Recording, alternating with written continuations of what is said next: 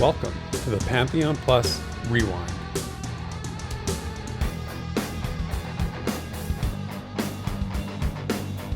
Good day, everyone, and welcome to episode number 96 of the Rewind. It is time to touch base, to take stock, and to catch up on the week that was in Pantheon Rise of the Fallen's development and the MMO community following this project. This week, we'll see what we learned at the March VIP Developer Roundtable. We'll have a discussion about some systems in Pantheon that maybe we could do without.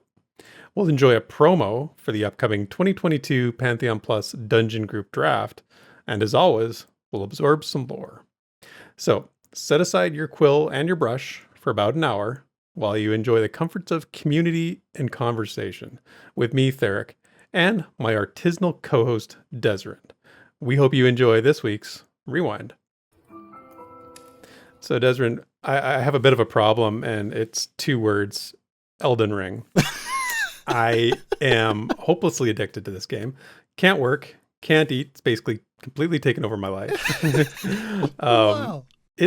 It's an amazing game. I mean, like I said before, I introduced this game to my 16-year-old son, and we've had a fascinating conversation last night actually about this game, about a perspective of that generation versus our generation, that kind of thing. We were talking last night about the lack of any kind of quest tracking in the game whatsoever, because there's no quest journal, there's no real tracking. And he was like, I get that, but they at least need to tell you when you've acquired a quest, like when you are doing something that is for the purpose of a quest, because the game doesn't tell you that. If you don't play Elden Ring, it's very you just kind of do things, and you kind of hope that it's related to something. Yeah, the game doesn't tell you anything.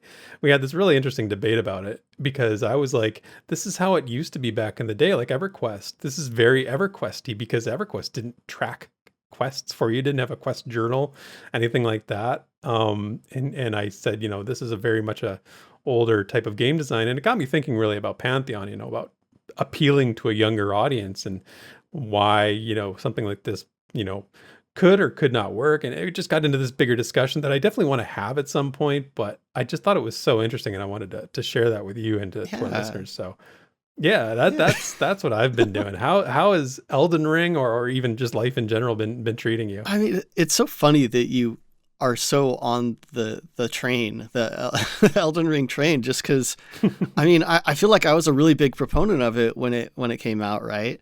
And I feel like of you and a lot of like the guild, I'm playing it like the least of everyone now. I'm still loving it, but like it just, that's how the cards have fallen currently. And right now I think it's just a matter of mood and doing other stuff, but yeah, this week's not bad. As I kind of told you, I have to like look in one direction right now because I like screwed up my neck, because apparently that's what happens when you get old. You just wake up with different conditions, Oh yes, sleep injuries. I have many a sleep injury over the course of my last 5-10 years of my life. But alas, kind of horrible. We move on. We record the Rewind, and I just make sure I'm directly facing my material. You do what you got to do. Yeah, absolutely. So, our adventure party this week, though, does not need a quest journal, because they're all seasoned explorers. And we've got a good party. So we've got Ziplocs on the Darkmer Rogue, Sparrow on the Elf Ranger, Bounty Coat on the Human Wizard, Screech on the Scar Bard, Wiki Woo on the Human Enchanter, and Shuriken on the Dwarf Cleric. So if you look at our party, actually, you'll see that there are no duplicates of any of the classes. There's also no tank. Yeah, well, ignoring the fact that there is no tank and we're probably going to die, before we die, any loot we get, if it's for your class, there's no competition for it. So this week's adventure party really kind of lucked out, because, whatever drops, if it's for your class, it's all yours, man. So that's right. Good stuff. Yeah. But but seriously, in all seriousness, thank you so much for your continued support from all the folks that listen and support the show. We definitely couldn't brave the dark adventure lands of this podcast world without our adventure party every week. If you want to join up and join the party, you can use the super chat option during the premiere on YouTube, or you can head over to our Patreon page where you'll find more options to support the show. But enough about that. Time to get the show on the road. Are you ready, Des? Let's ride. This week in Visionary Realms News and Notes.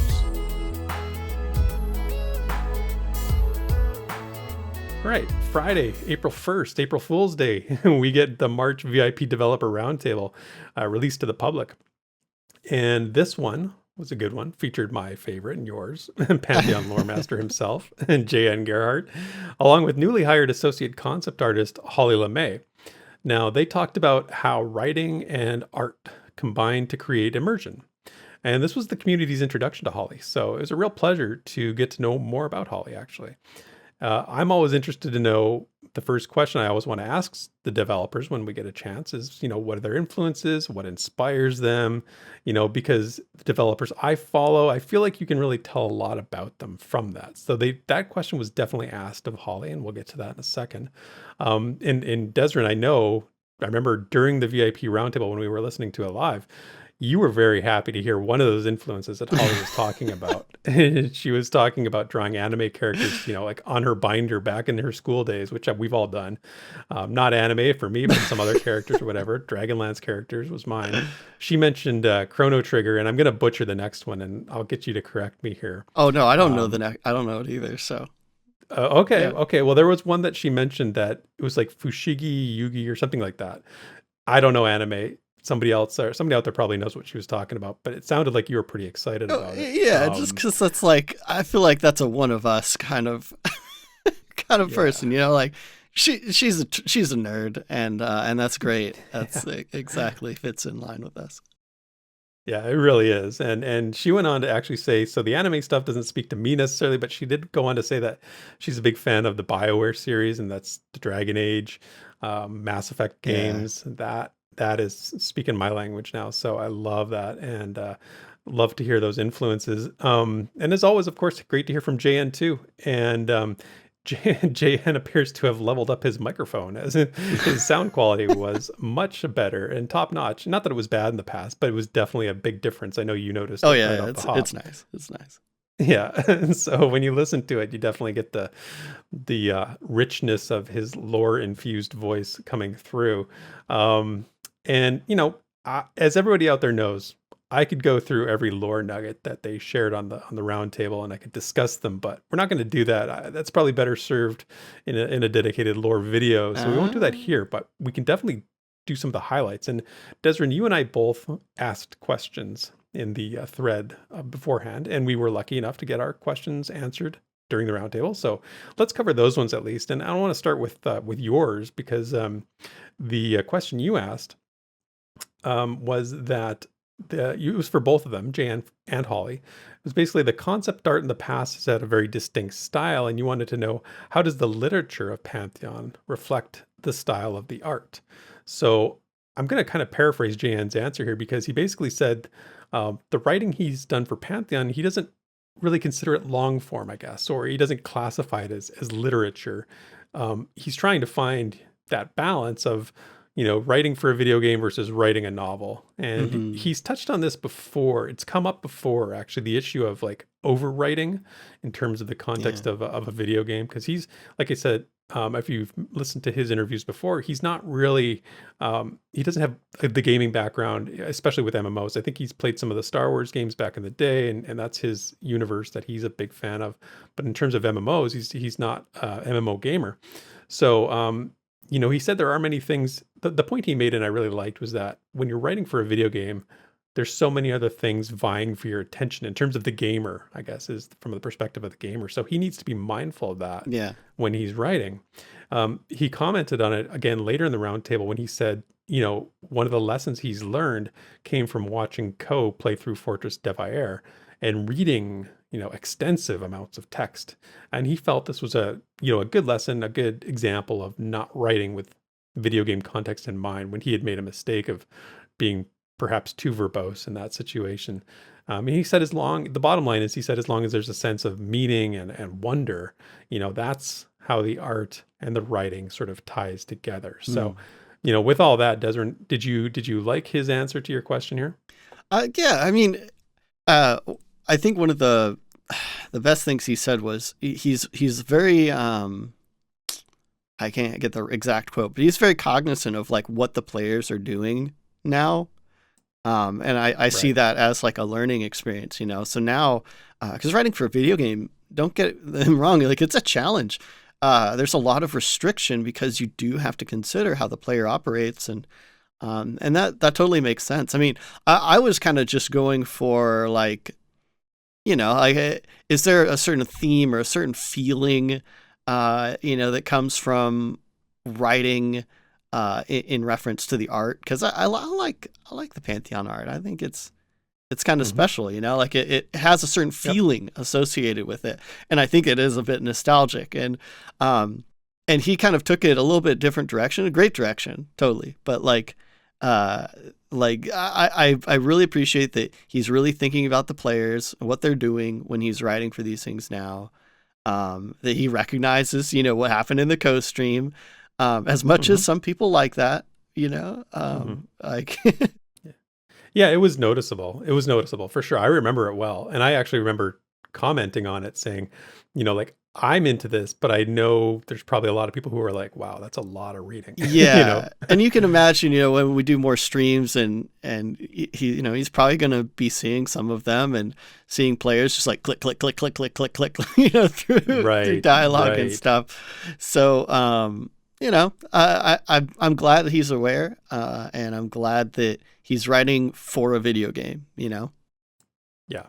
Yeah, absolutely. Absolutely. And the way it comes together is always very unique to the individual and the combination of the writer and the artists putting their minds together. And I know when I'm like looking for to get in the mindset of, fantasy writing or like just any kind of writing, I look at art to get inspiration, right? Or I listen to music. I search up on, Spotify like fantasy, high fantasy music, and it really comes together. They work well together. So I think it was a really good question that you asked. You also wanted to know, if Holly would be replicating other art styles that we've seen in Pantheon, or is she going to go for something new? And she let us know basically that it would be a mistake to try and completely do her own thing. She wants to try and mesh her style into the established art style that they have, because she doesn't want to stand out. Doesn't want it to stand out like a sore thumb kind of thing, seem out of place, which of course makes perfect sense to me. And we've said this a few times already, but I can't wait to see some of her art. And after hearing this, and I'm sure you feel the same way, right? Oh yeah, and I mean, I think what came out of this question, the little like bit of dialogue they had, just made it really obvious that Jared, as a lead in this, in this department, you could say, he just seems like a very strong lead. Like Hmm. that Yeah. other people can kind of come underneath and really, I don't know, just be led by. Yeah. I get a very distinct sense that Jared is just he's got it. He's got it, and other people are like, oh yeah, I can work with that.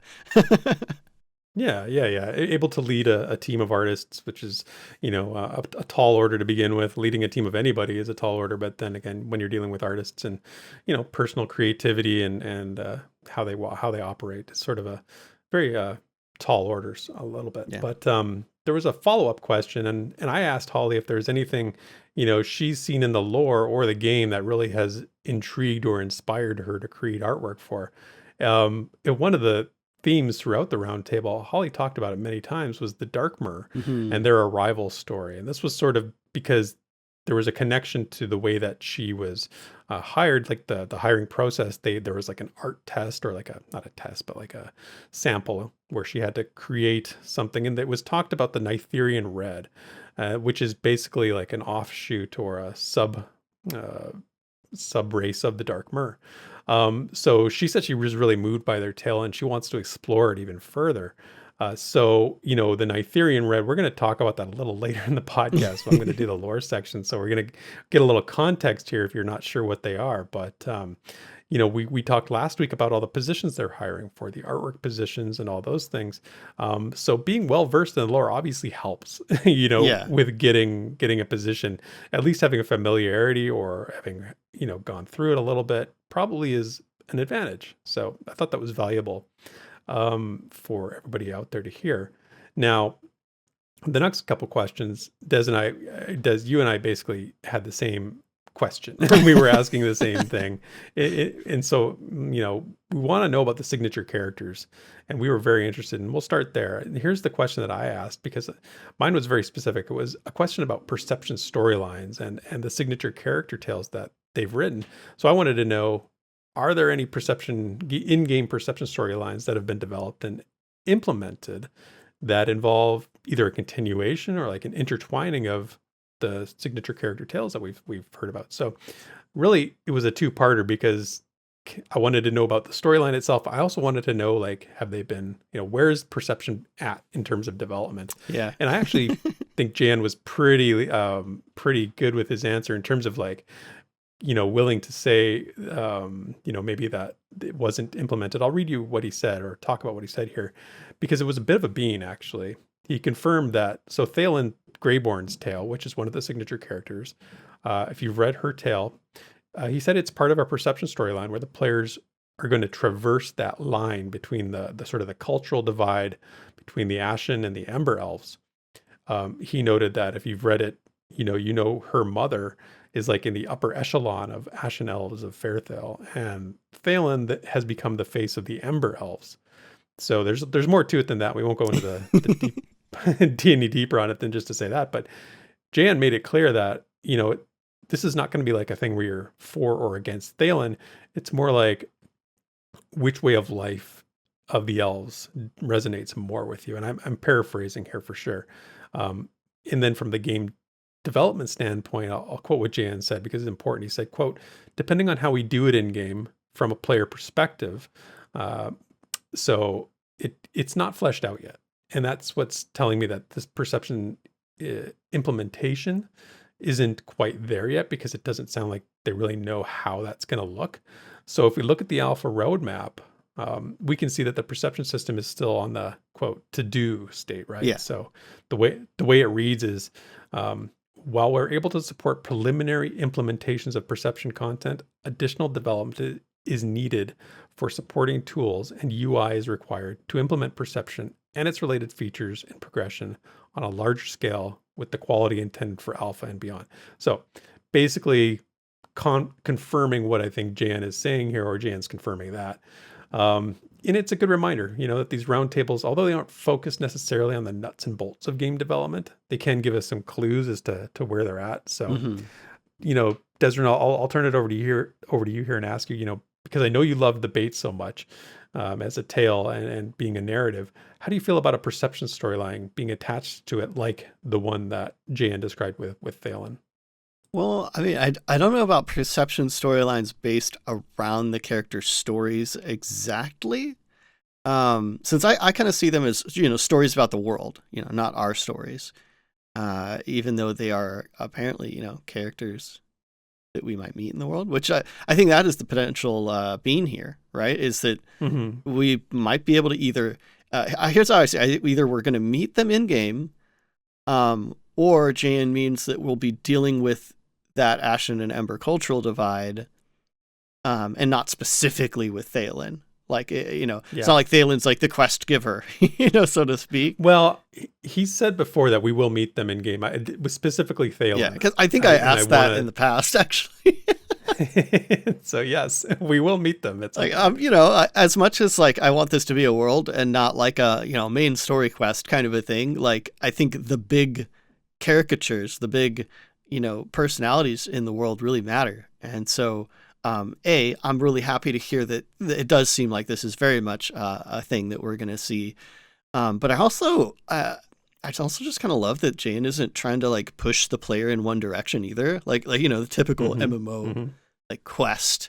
Right. But he just wants to like paint a picture of this like real, believable cultural divide. Rather than like that, these guys are good and these guys are bad, like because we see that, and I love writing. It's like plausible worlds. So I think it bodes well for some really engaging stories that aren't just like black and white, so to speak. Yeah, and it I felt like it was a good example of how they've described the perception system in the past when it comes to like being flagged for a certain thing. Like, so let's say you are doing this perception storyline and you decide that her mother is, or the Ashen Elf way of life is something that you see as more relatable to yourself, or maybe something that you feel would benefit the elves, or just for whatever your reasons are. So then you follow that perception piece, it becomes flagged, and it doesn't like, you don't finish the quest in a different way. It just changes how other NPCs, how other interactions in the game might play out for you, and at the end of the day, like, again, we're getting into like further the mechanics of the perception system, which we don't have all the information of yet. So we're sort of speculating. However, I think it's I really liked it as a example of the idea, the concept behind perception storylines. And I'm a big fan of the signature characters and meeting them. I definitely want to meet all of them and talk to all of them at some point. So, it was a good answer. I really appreciated that one. The lastly, I asked Jan how he conveys. This was a pretty funny answer. How he conveys his vision when he's writing to the artists, and how does he do that? And he made a bunch of jokes, about his artistic skills involving, melted crayons and finger paint. And that's basically the extent of like his art director role. So he doesn't really do that. He did give an example of something that he'd recently sent to Holly to create. And that was, he described it as being an unnamed boss headpiece. So I don't know what it could be. Nobody really, they didn't name it or give it any sort of like clues as to what it could be. Holly spoke with a little bit of excitement about creating this piece a little later on, but again, was careful not to spill the beans on it. So I don't know what it is or who it could be, but we've only really seen one boss in the game, and that's Sleepless. So it's pretty intriguing. And I thought the funny example of him doing finger paints to try and get his vision to them was pretty interesting. And I think it really speaks well to like respecting an artist's independence or autonomy as an artist, and not trying to like control the narrative or control the vision too much, not like getting it across. So that's why I asked the question, because I think it's important. So Desiree, anything else from the roundtable that you wanted to mention here? I'm glad you asked. Actually got I've got a few takeaways from this DRT. We tackled a few of the main points, but like I really came away from this just being like, man, that was actually like really good. but specifically, I mean, dude, Holly straight up feels like she's been part of the team for years, right? Yeah, definitely. Definitely. And not only did she just kind of fit in with VR, but like she's just kind of a natural with the DRT, the Q&A style thing. Like she's just, Yeah, she was right in there. She was like dishing out beans and like, but also like playing the game of like, don't give everything away. Like she knows what she's doing. Yeah, exactly. Like she was really great at communicating, but also like really fun. Like she totally like played in with the dynamic with Jan. Like when you mentioned the whole finger painting thing, like, she made jokes about like, oh, little do you know that we hang your stuff up at the office. Like, yeah, just like, that's right. I forgot about that. Little nuggets like that. And I mean, I could totally see why she was hired on. Right. The other side, like personality wise, is just, she's already so immersed in the lore, like I would say even like invested in Terminus, right? That's the vibe I get, is that she actually like cares like already. And like just the idea that she'd be so new to the team and already so passionate about like the Darkmer, the Nighttherian Red, I just think it bodes really well for the project, and like what a rock star hire, right? Like Yeah. Well, I mean, and it's like everybody they interview or everybody on the team, whenever you hear them speak, it's always about the feeling, they have that passion, they feel it, they just feel it. And that came across with her. And like, she wasn't like, it didn't feel like she was like nervous or like on the spot not at or all. anything like that. Like a very comfortable and like, I really love our VIP group in the VIP Discord, because everybody's like just super into it. Right. And cheering her on, and like, whenever something funny comes up, it's always like, we make references to past stuff, and it's like this little community it's like family almost. So it's just great. Yeah.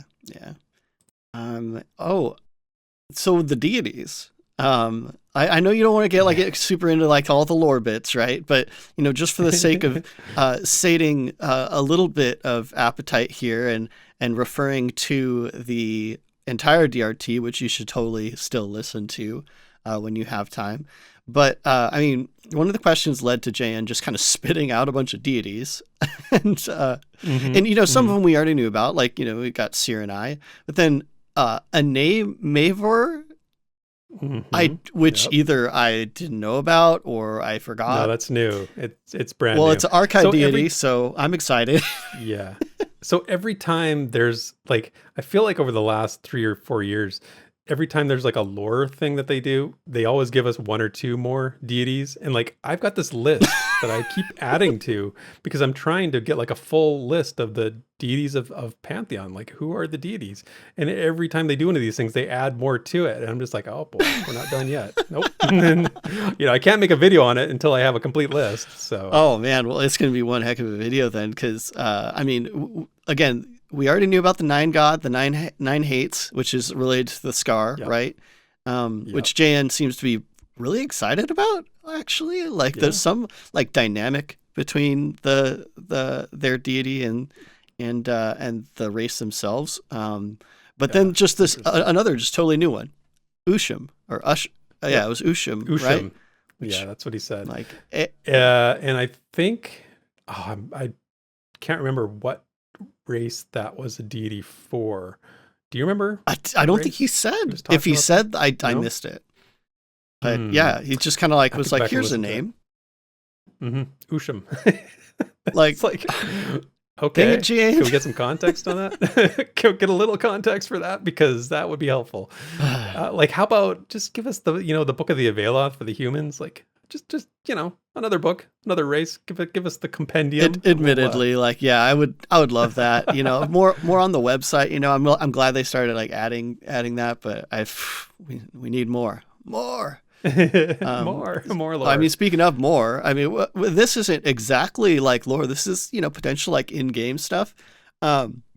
We got a little bit about Hybrace, which I'm pretty interested in. Just because that piece of art, the concept art, that if you've been following Pantheon for a decent amount of time, you've probably seen the concept art for Hybrace, and it's insane. It's one of the oldest ones. It's one of the oldest pieces of concept art I think that they have. It's still relevant.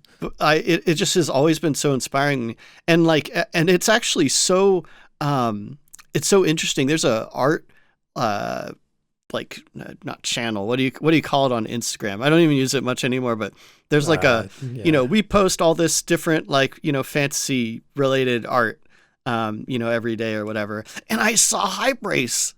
Really? They actually got the concept art for Hybrace, and I was like, that's Pantheon. I know where that's from. But nice. Anyway, sorry, that was a total sidetrack. But we got a few details about it, just it's a kind of commerce hub, but not a racial specific city.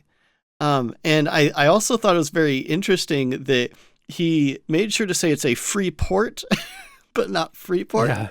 That was funny. Yeah, because you just mentioned he's. I don't think he played old EQ, right? But he hangs around enough of us, so yeah. But he knows. Freeport almost slid through there, and then somebody corrected it. But yeah, I was thinking I kind of imagine this, if it is kind of a neutral area. I mean, that seems like the makings of a real player hub, like Freeport. But I don't know. I'm just so excited because the concept art just totally sticks with me to this day, and B, just that it's still, it's still set out to be made. It's still a thing. No, I'll tell you a little trivia about Hybrace that comes from the lore, which isn't on the website anymore. But if you are ever in Hybrace and you meet a guy named Festus, he's a fraud. Oh, just so you know. Yep. Just FYI, straight from the lore.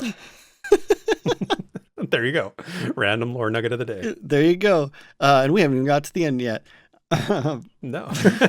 A little note, and this is just kind of me nerding out. It's just the word cohesive was used several times, and besides being one of my favorite words, I just think it's a really important word to use. I think it's important that the world is cohesive and that JN's keeping that in mind, that the artists are keeping that in mind, and, make sure that it works. It makes sense within itself. Again, we're talking about like a plausible world and one that we can be really immersed in and not just something like thrown together, right? Like on real conflicts like that makes sense. Like that's the thing that always gets me, man. And so I'm just and I'm always impressed with how they sort of keep things tied together well. Nothing ever seems, like Holly was saying, out of place. It doesn't seem like too distinct from the rest of the world, so it gives that sense of completeness, wholeness. Yeah. Well, that was a lot, and I know we need to move on. So I want to kind of leave us on that note with a quote from JN that I think just kind of hits right in the bones. And the quote is, "I hope that both our art style and our narration style have a sense of wonder. They have danger. They have imagination. There's purpose. There's meaning. There's death." Depth. He says there's also going to be death, but depth is what he meant. And then he threw an ironic joke there, because whenever death comes up, throw an ironic joke. But he says mystery and a world that is so deep and interesting that you just can't help but draw and write about it. I love that, man. Yeah. It's awesome. It's awesome. They couldn't have a better writer and artist on board there for sure. So I love these and can't wait for the next one. So go give it a listen and leave a comment, leave a like on their YouTube channel so people can find out about it and that kind of stuff. So that was the roundtable. We also got the April calendar for the upcoming month here in terms of development updates. So let's take a quick look at that. We won't spend too much time on it, but like I said, April 1st, the Dev Roundtable released. On April 14th, we have the next developer live stream. It just says the team explores development on multiple fronts, so nothing specific. The April newsletter comes out on April 21st. And then again, the next VIP only Dev Roundtable is on April 29th. So you can catch it live if you're VIP, and if not, then a week after that, it'll come out to the public. So no specifics on terms of what April holds. The concept art has Wild's End in the background. I don't know if that means anything, but whatever. It's nice to look at anyway.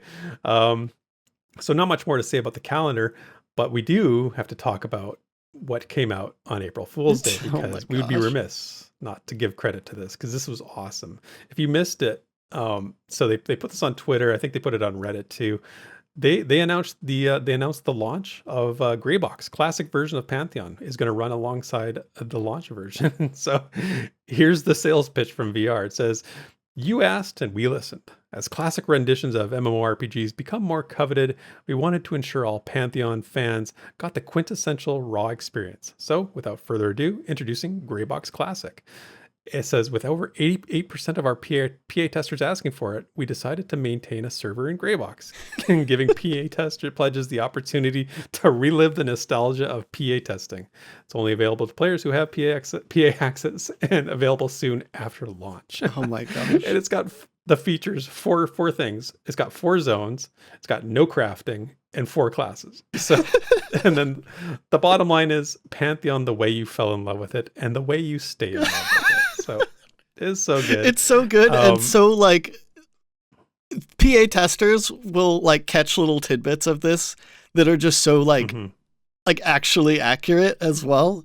I think that's my favorite part is it's funny in itself, but it's also a nod to the people that have PA tested in the state that the game was in, like that. So this is just a good joke.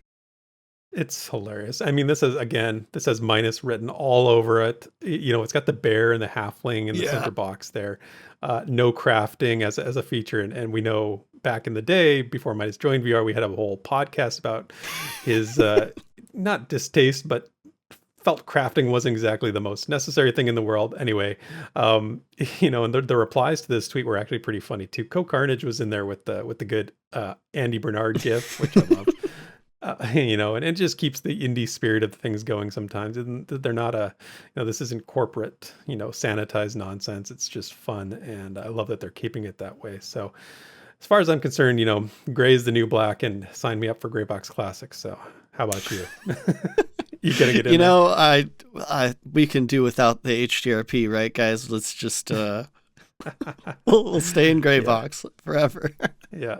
It's like I said on stream the other night. I said I want LDRP. I want the low resolution dynamic pipeline. So LRDP. So yeah. Anyway, that was a good one. In terms of notes for Pantheon Plus, what we're doing this week, we're going to give you a special preview here, a little promo video. We're gearing up for our 2022 Dungeon Group Draft. It's now the third year we're doing this, which is kind of crazy, hard to believe. Rather than me tell you about it, let's actually watch the promo video.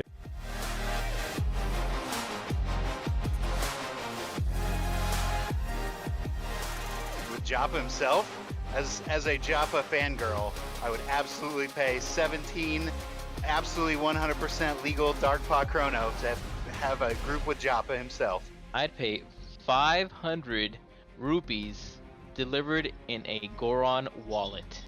I would pay 15 pounds of premium trail mix, 7 beanies for each day of the week, and 1 robust mug. I would pay 5 kegs of Dwarven Ale. I would pay 1 dozen get out of jail free cards for breaches of you pulled it, you tank it.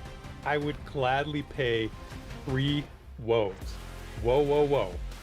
You know, I'm happy with that. Now, I did offer a trade.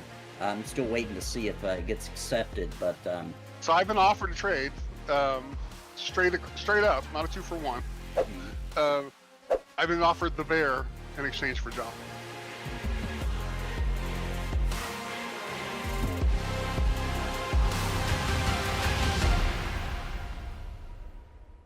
All right, so that little video you just watched, if you're watching the premiere or you're watching on YouTube, or heard it, I guess if you're listening into the audio version, that's going to go up on our YouTube channel on April 4th.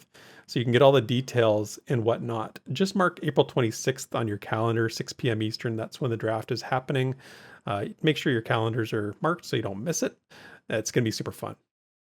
Yeah. Speaking of marking your calendars, the week after the draft, May 1st, is Rewind episode number 100. We talked about this last week, and I put out the call for voice messages, and we've received some already. So make sure you do not forget, but we need more. So don't forget to record your Rewind 100 message and send it to me or Des, and we'll play it on the show. So just, whatever you want to say. Thank you. You want to say, talk about the Rewind. You want to talk about Pantheon. You want to talk about whatever. I don't care. Send it in. We'll play it. Specifics are in the announcement on our Discord. But come on, people, don't slack off. Your time will run out and you'll forget, and then you'll just wish you had. Yeah. To all my procrastinators again, out there, you should probably do it. You should probably do it now. Yes. Take it from the procrastinator of all procrastinators. It's true. Time flies when you're procrastinating. I mean, it's a win-win because you can win an alpha pledge. We're giving away 2 alpha pledges, Pathfinder pledges on the show for those that do send in messages. And so you definitely have a potential to come out on top of this. So, and then finally, the week that's going to come up here, April 4th through April 10th, our calendar of content is there. So you can see on Monday, Drac has a video coming out talking about ideas for EverQuest's next time lock progression server. He won't be streaming at midnight on Monday with just taking the night off. We're back at Project Gorgon on Tuesday night, though, which we had a ton of fun with this past week. You have to watch it. Nathan Napalm did a highlights video. And it was at least watch hilarious. Yeah, at least watch that. So yeah, exactly. I'll have a lore sporing video going up on Wednesday, and definitely going to keep my promise this time. I'm not going to change it out for something else as I did last week. Sparrow's going to be streaming some Lotro on her Twitch channel, 9 p.m. Eastern on Wednesday.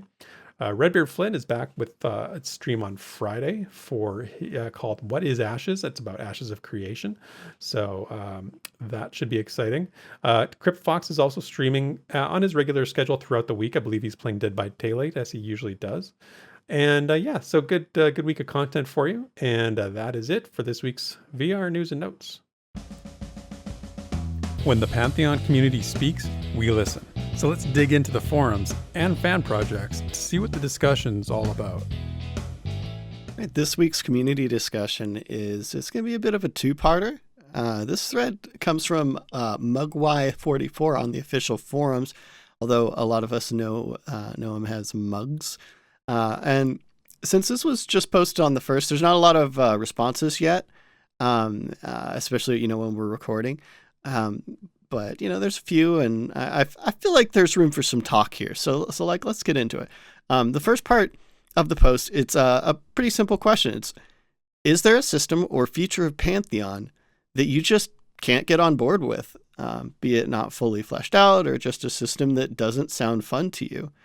Now, okay, so that's actually a pretty big one, and we'll kind of let that stew for a bit while we tackle the second part, which I thought was equally as interesting, because for Mugs, the system chosen was the mastery system, or actually specifically with the mastery system that you can eventually end all mastery in every ability without limit, as long as you grind it out, of course.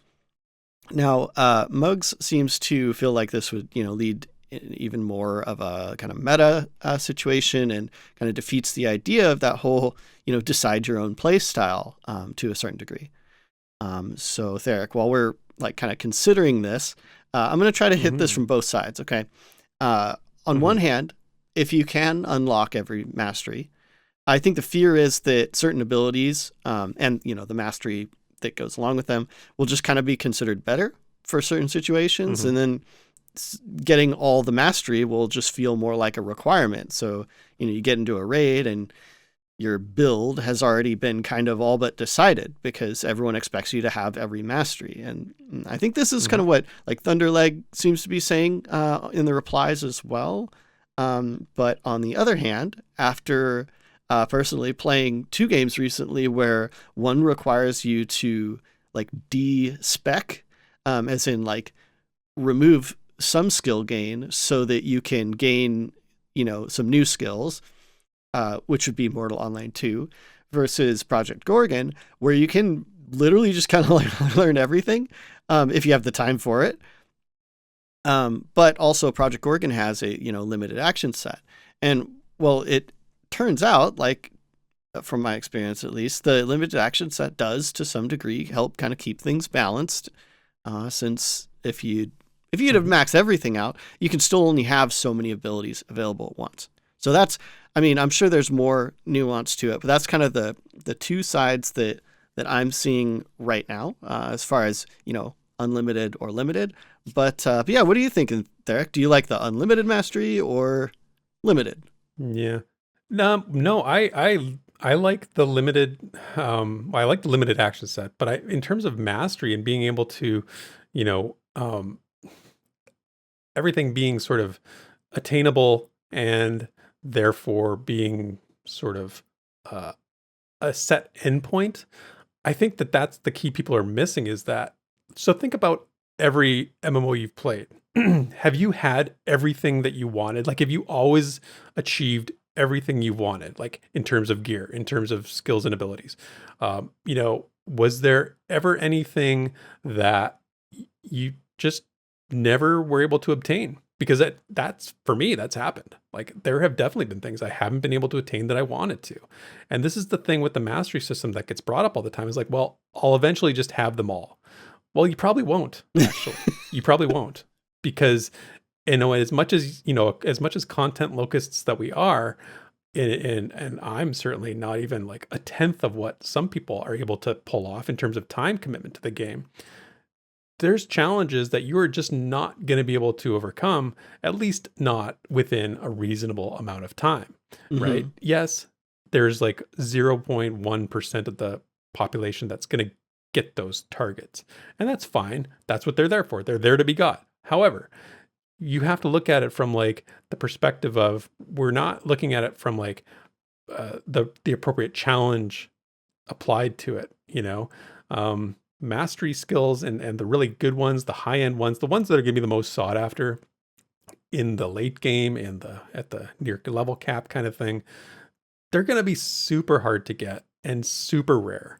And that's fine. I don't see the problem with it. If the meta is at that stage, you have to have this item, that just drives people even harder to keep playing the game and to push for it and to have goals that maybe they don't ever attain. So I like the mastery system, the way that it's been described and explained about, and they know this, VR and Joppa specifically knows high-end, MMO stuff from P99, from Classic Yeah. EverQuest, from other MMOs. He knows how this works. So they're not going to set it up to like, everybody within the first 6 months of Pantheon being out is going to have all the stuff. It's just not how it's going to work. So I'm not afraid of it like that. Yeah, I think I'm with you. I think I lean towards Unlimited as well. Like mainly because we have the limited action set. Like I think with tuning elsewhere, it could kind of help with that whole homogenization issue. But honestly, in a game like Pantheon, I think it's going to just kind of feel really bad to have to roll another character for the same class if you didn't get the masteries you wanted, But you don't have to, like, that's the thing, right? So you need to, if you're playing a warrior and you don't have a really good, your one of your skills isn't upgraded to the next mastery level, and that mastery skill, you haven't got it, or it's not likely you're gonna get it. Now you're in a position where you have to find, a group, or you have to find ways to strategize around not having that mastery. Yeah. Or find a group that is at the same level of commitment to the game as you are, where you're all sort of like looking at those high-end skills and being like, look, that's just not the level that we're going to attain here. So we work with these lesser ones. Like I see it as being that it's a little bit of the player jealousy issue that we've talked about in the past, where it's okay not to have everything. It's okay not to have everything. Yeah, but I think that's like the idea behind limiting it is that you create you kind of manufacture the thing that you're talking about, where people have to problem solve to get over their deficiencies, right? But I think when it comes down to it, what it's created in other games that do limit like a build, where you can't get everything, you can't, or you don't have any opportunity to get everything, I should say. Like you reach a certain point and then you're done. Like that's all your progression, right? I think it kind of like encourages people to have to like pre-plan their builds ahead of time, usually outside of game, right? Which actually, like, I think it actually pushes people more into min-maxing, because it like enforces that whole respec culture that a ton of games do that, right? Let's use Elden Ring as an example because it's fresh in my mind. Okay, so builds are a thing in Elden Ring, and people are creating these builds based on, outside information. They're looking up something and they say, okay, this is a build that I saw. I want to create this build. So I'm going to go for this armor, this weapon, and I need to get these incantations or something of those effect. See, I don't play like that. And maybe this is just me, but I find something cool in game that I really like. And then I start building my build around that because that's what I've attained. So when you're talking about builds and min-maxing, it's a player mentality thing. There's, how you play the game is different if you play it without the sort of the outside information available to you, right? So what is my build right now in Elden Ring? My build is based on a spear that I found that I really, really liked. So I started pumping stats to make into my character so that I can use this spear, and then finding things, incantations, other abilities that synchronize well with it and go well with it. So that's like, I don't know. Yeah, I'm kind of that way too, but I know that the other way is, very popular. Like it's definitely not a minority of people that will follow build guides, No, you're right. to be like optimal or whatever. sure. But I do think that it's actually funny you bring up that example, because in Elden Ring, the max level is basically literally getting everything. And the funny thing is that most of the builds aren't building for max level. They have like a kind of a community decided level where people just kind of arbitrarily are like, yeah, it's soul level, 150. That's basically a build, even though you can go way higher, right? And I kind of feel like that's a similar thing that we would have in Pantheon if they just left it unlimited. It's like, yes, it maybe some guilds are like, oh yeah, you literally need to have, every mastery point, so that if we put you in this position, you have the correct response or whatever. But like you said, that isn't going to be everyone. And there is going to just be a fundamental average of players that reach a certain amount of let's say 60 mastery points or something. I think it's more than that, but some arbitrary number where it's okay, you're raid ready, and you work around that. I think that's what the more common approach would be. And I do see the whole idea of homogenization with technically eventually you can get everything, but I don't think it actually means that everyone is the same at that point. And that's the price you pay for, following a meta is if you're going to be in tune or, and really stay in touch with the meta and follow that outside information, then you're going to get homogenization, of course. I mean, it's like that, but that's your choice. You're choosing to do that.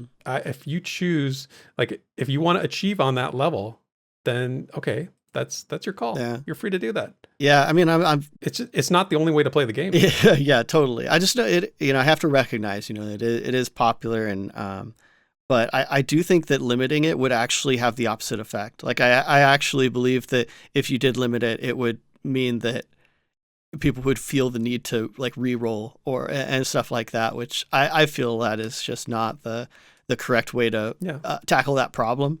And so basically, I hope to see them, tackle that problem in other ways, other ways outside of mastery, you created a good example of maybe it's just simply hard to find, It's just we're underestimating the challenge level here, Remember, think of all the things they've shown us. Yeah. The enemy AI, right? The dispositions, the manifestations, as they're called, from the boss on the raid level, boss level. It's not going to be easy to get all this stuff. And there's stuff in classic MMOs that have been around for 20 years still that very few people have ever achieved. Right? Yeah. So.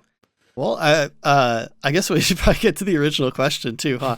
So I'll throw it to you first. Is there anything in Pantheon that you just can't get behind?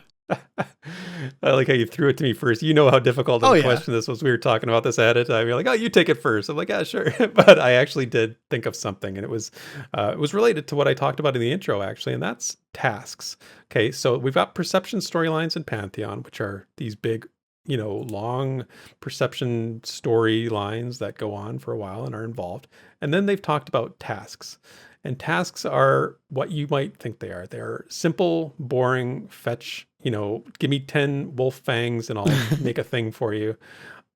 I don't care for it. I think it's been done a million times. There's no, I don't find anything innovative or creative about it. I feel like it's just there to check a box off, literally, which is ironic because that's what you're doing with these things anyway. And I'm not trying to be overly negative here. I just think that this is one of those things that got sort of added in, and this is my perspective as somebody following the game. I don't know if this is correct, but it felt like it got added in once the discussion came to a point where they're like, what are players going to do? How are we going to keep players busy? And they're like, oh, we need tasks for them. And I'm like, oh no, we don't need tasks. We've got each other, and we've got content and monsters to kill, and we've got perception stuff to do. And it's we got exploration. We don't need these boring tasks. So I'm not on board with that, and I don't feel like they're going to take them out. I don't feel like they're going to do anything about it, but I just I don't think it fits with Pantheon. Yeah, that's a really good one. It is kind of ironic that I've really appreciated them separating the terminology, right, to call a task a task. It's a very simple thing, but if those tasks are prevalent and basically fill the same void that the typical questing system would have in Pantheon, then it kind of defeats the purpose, doesn't it?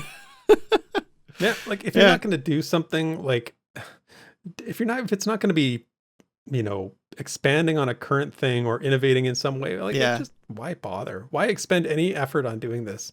I don't really see it, other than just to say that it's there so that people can't complain when it's not there. Yeah, there's nothing to do. Yeah. What am I supposed to do? I'm like, well, you've got this box to check off if you really want to. That's so pertinent. I wish I had thought of that, because I would actually have agreed with you, because I'm in the same boat. Like, I love the idea of the perception system and actual storylines. And in the past, I've loved that they separated out tasks from quests, so to speak. But yeah, like if it's literally just tasks to get like a couple silvers, or just like moderate little like faction gains that you just do over and over, that will be so disappointing. I'll totally be with you on that. But like, if it's something like where you bring something logical to like an NPC crafter and they like give you a piece of basic equipment or something, like I think there's place for that in like the lower end, right? To kind of get people acclimated. But in rarity, right? If you go to every town and there's like 5 or 6 of those, it's going to be like, man, Pantheon, why? Yeah, feels why? bad. It's like sometimes less is more. And again, this is going to be like the Elden Ring episode, but I go back to like less in that game it adds so much. There are none of those stupid little things in Elden Ring. And I know it's not an MMO for everybody that's like, why is Derek talking about this so much? But it's like, it's just the principle of it is that you don't need to do something just to say you have it or to do it. And if you're going to do it, like if you're doing it the way you're talking about, where it's like limited at low levels and then just non-existent at higher levels, like, I don't know. I mean, that could feel bad too, because then you feel like you're losing content. But yeah, I totally, I think it's a great topic for discussion. And I think if Pantheon does embrace like, hey, we're not going to do this, or we're not going to do this very much, I think it does symbolize a paradigm shift and honestly save them from having to create a bunch of really crappy content. Because it takes time to, it's faster set up than a perception storyline, I'm sure, but I'm totally with you, man. I didn't even think we were going to get into this. But yeah, I'm totally... You challenged me and I came up with something. I'm totally into this. And but for me, because I got to answer this too, mine's actually like ended up being a lot more major because I had to rack my brain. I was thinking about all the features and I'm like, man, I generally like this. I generally like this. And, but man, I realized that the thing that hits me, the thing that I'm like not excited about is levels. Wow, really? Levels? Yeah, I actually really dislike that Pantheon's just going for the traditional level approach, because like I feel like it puts like a use by date on the game, and it kind of makes it less approachable as time goes on, and the level cap gets higher and higher, and especially because we know they'll be increasing the level cap with the expansions as per tradition, because that's like just what you do. Tradition. And they've mentioned they're not going to raise it like a ton at once, but like I just feel like the typical like level progression approach, man, like I kind of feel like it's dead on arrival, man. Unless they do some massive like rebalance and like level squish every couple years, I just feel like it. Yeah, I don't want to get like crazy into it because we already like did dig a bit into other topics, but like it's a really big thing that I don't think about much. But I'm super not looking forward to that in Pantheon, because I just feel like for longevity of the game to maintain that, it gets hard, man. I hate that it invalidates content too. Like, I mean, they might be able to work against that, but yeah. Well, here's what I'll say. You used the term paradigm earlier, and I think this is basically the same idea where, there is the MMO genre is due for a paradigm shift when it comes to levels. And Project Gorgon actually is probably a good example of this. Not that they want to copy what they're doing, but there are no levels in Project Gorgon. It's all skills, right? Like you don't, but having played that recently, and I can tell you that when you don't have levels, I feel like levels serve as a roadmap for you, or a little bit of a marker, like you are here place on the map, because everybody wants to, I'll speak for myself, but when I'm playing an MMO, I want to feel like I know where I'm at in relation to others, and in terms of my power level, in terms of my characters, just my character's expertise in whatever field, whatever class I'm playing. I feel like levels are just the best way of denoting that and on an immediately recognizable way. So being without levels, it's a little bit uncomfortable, I've found. When I was playing Project Gorgon, I found it just a little bit like, what? I mean, they don't have classes either, so there's that aspect to it. But it's like, where am I? Like, what's going on? And levels are so traditional and so tied to the like I said, the paradigm that is currently, the way it is. It's hard to imagine a game without them. But Yeah. I'm interested in your reasoning for like, what would be the advantage of not having levels? Or maybe do you already explain that? Well, I Did miss that? think it makes it a lot easier to maintain the content. Okay. Yeah, fair enough. Yeah, you And said that. just that's really my biggest concern is longevity. Mhm. We've been through a lot of dead and dying MMOs that they're on level 120 or whatever, Yeah. and I fully expect for people to continue pulling into these games, and I'm super not for catch up mechanics, but if you continually just add more difficult creatures without continuously moving the level bar higher and higher, maybe there's more powerful gear, more powerful spells that you can find, but having to grind the XP each time for just kind of this power level, spiel, versus, hey, now there's just more difficult content. So, a newer player comes in and they can, maybe be more challenged as they, work their way up, in their personal power. But you get that. I feel like you get the same feeling of like overcoming. You go back to a area that was, hard earlier and you wipe it clean. Yeah. It's you're always looking for that next line, right? Where's the next line where I am gonna grow in my strength? And level lines, level demarcations, they really work like Yeah. that. I mean, for me, they do. They've always felt that way because you're always like pushing to get to that next. When I get to the next level, everything's gonna be better. You know what I mean? It's like it's like this false. That's so funny. I wonder if sort there of is belief. a bit of a like difference in community about that, because to me, like, I don't care about the arbitrary level. I don't care if I'm level 45. I care what spells do I have. I care, what are my Yeah, stats. That's a good point.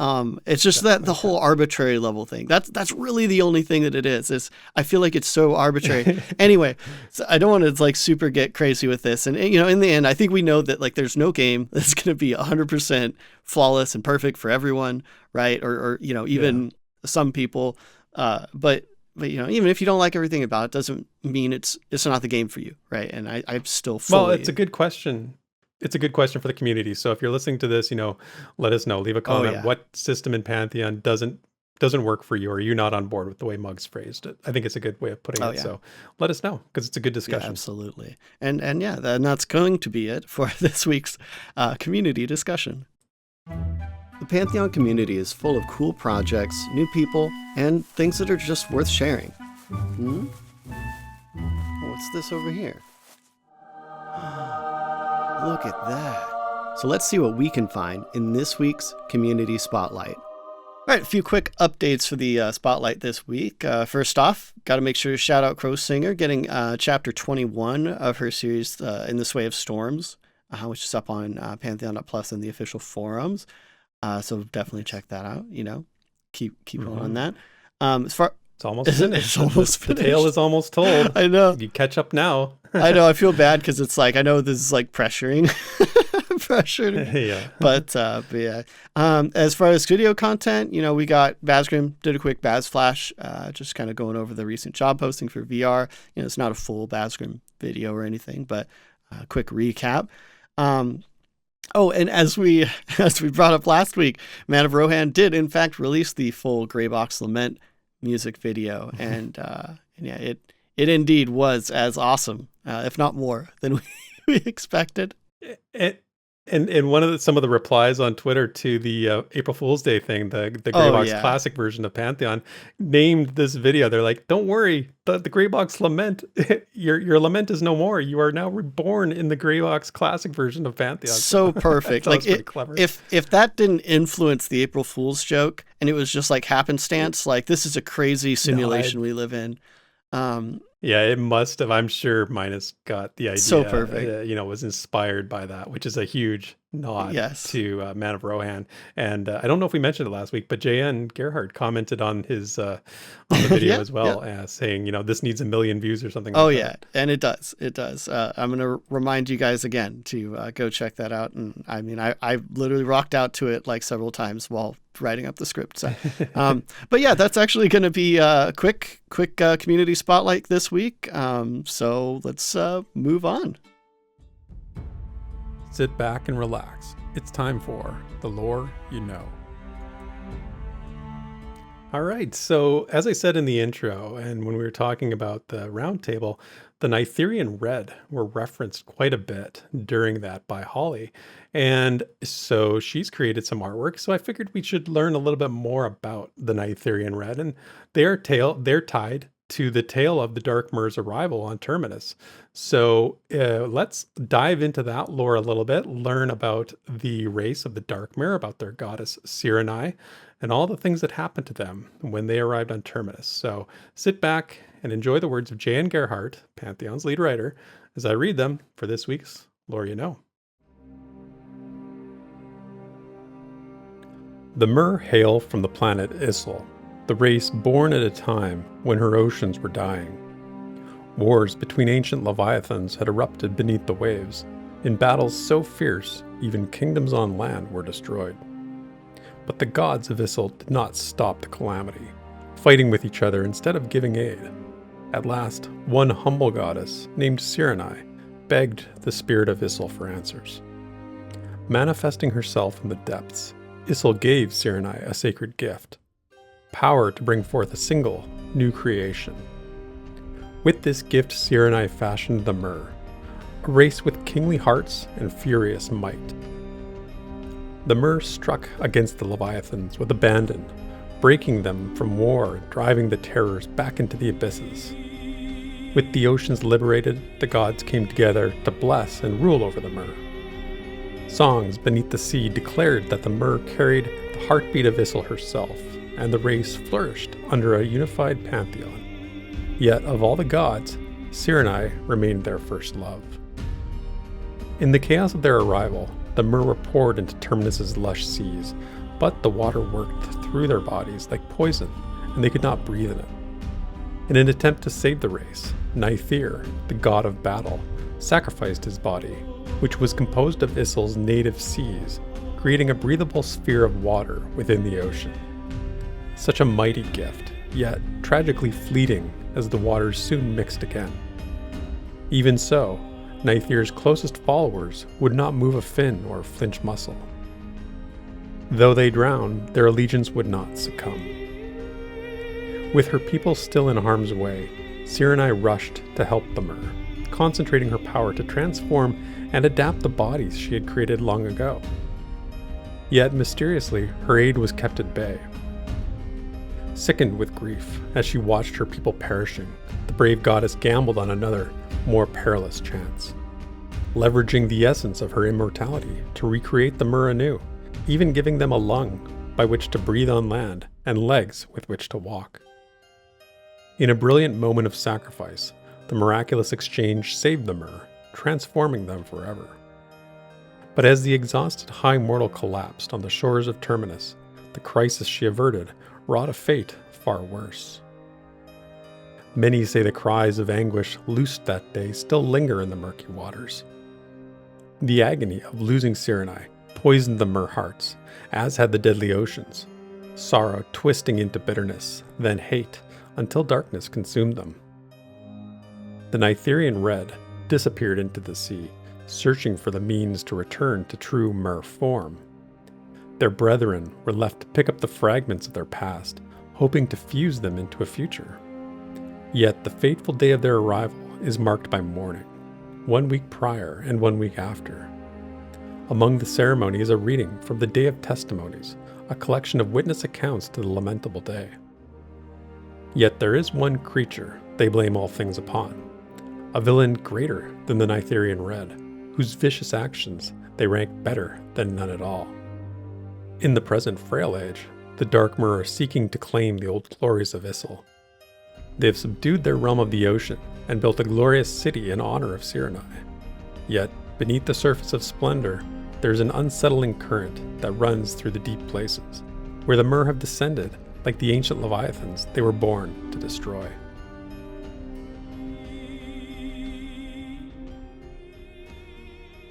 And that is the lore you know. So that's another week in the books, Desrin, my friend. Number 96, inching closer, as always, to episode 100. So don't forget to send in those voice messages, folks. We need them, and like I said, we've got a couple already. I can tell you that they are awesome, and it is super easy. There's nothing to be afraid of. No reason not to, because we're friendly folk, and we love you all. So we promise to read them or listen to them on the show and have a good time. So. So Desrin, ready for one more episode in the books? Yep, and that's a wrap.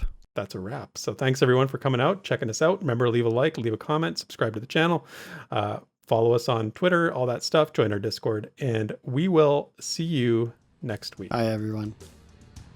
Thank you for listening to this week's episode of the Pantheon Plus Rewind. Pantheon Plus is not affiliated with Visionary Realms. Be sure to check out our Twitter, Twitch, and YouTube channels under the name Pantheon Plus.